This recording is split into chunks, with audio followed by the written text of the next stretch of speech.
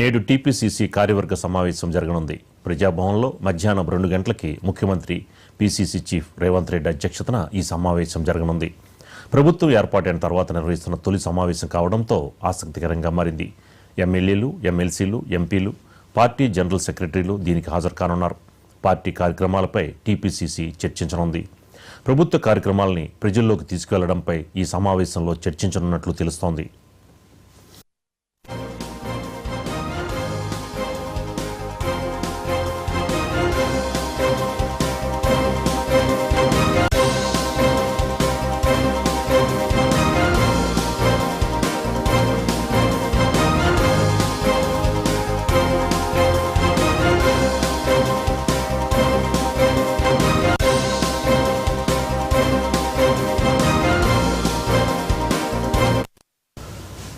నేడు టీపీసీసీ కార్యవర్గ సమావేశం జరగనుంది. ప్రజాభవన్లో మధ్యాహ్నం 2 గంటలకి ముఖ్యమంత్రి పీసీసీ చీఫ్ రేవంత్ రెడ్డి అధ్యక్షతన ఈ సమావేశం జరగనుంది.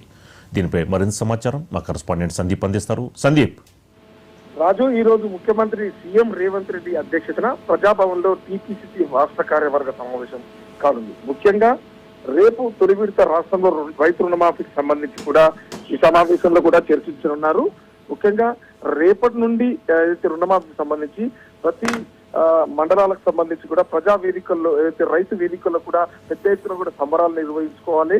కార్యకర్తలతో పాటు గ్రామ స్థాయి అధ్యక్షుల నుంచి కూడా మండల స్థాయి అధ్యక్షులకు ప్రతి ఒక్కరు కూడా రైతు వేదికల్లో జరిగే ఈ సంబరాలు ప్రతి ఒక్కరు పాల్గొనాలి. ఎందుకంటే గత ప్రభుత్వం కేవలం 50,000, 75,000 చేసిన రుణమాఫీని పెద్ద ఎత్తున కూడా చూపించుకుంది. కానీ మనము ఒకే విడతలో ₹1,00,000 కావచ్చు, 2 లక్షల రూపాయల రుణమాఫీ చేస్తుంది. కాబట్టి ప్రతి ఒక్క కార్యకర్త ప్రజల్లోకి తీసుకెళ్లాలి.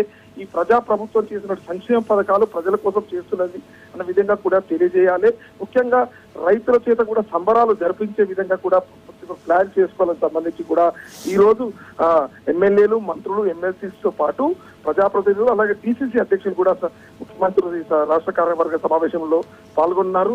ఎందుకంటే ఇంకా ఆగస్టు 15 లోపలే కూడా పెద్ద ఎత్తున కూడా ఈ రుణమాఫీ జరుగుతుంది. ప్రతి విడుదల ఏదైతే ఈ రుణమాఫీ విడుదల మాఫీ చేసిన రోజు కూడా తప్పకుండా ప్రతి ఒక్కరు కూడా రైతు వేదికల్లో సంబరాలు చేసుకోవాలి. ప్రజలకు చేసినటువంటి ఈ ప్రజాప్రభుత్వం చేసిన సంక్షేమ పథకాలు ఏ విధంగా చేస్తుందనే విధంగా తెలియజేయాల్సిన బాధ్యత కాంగ్రెస్ కార్యకర్తల నాయకులపైనే ఉందని చెప్పేసి కూడా రేవంత్ రెడ్డి ఈ సమీక్షలో కూడా వారికి దిశానిర్దేశం చేస్తున్నారు. నిన్న కూడా అయితే పిసిసి అధికార ప్రతినిధులతో కూడా సమావేశమయ్యారు. ప్రతి ఒక్కరు కూడా మీడియా వేదికల ద్వారా కావచ్చు, సోషల్ మీడియా ద్వారా మార్గమధ్యం ప్రతి ఒక్కరు కూడా ప్రజలకు ప్రజాప్రభుత్వం చేసినటువంటి రుణమాఫీని తెలియజేసే విధంగా కూడా ప్రతి ఒక్కరు ఇందులో భాగస్వామ్యం కావాలని చెప్పేసి కూడా ఈ రోజు వారికి దిశానిర్దేశం చేయనున్నారు. Right, thank you Sandeep.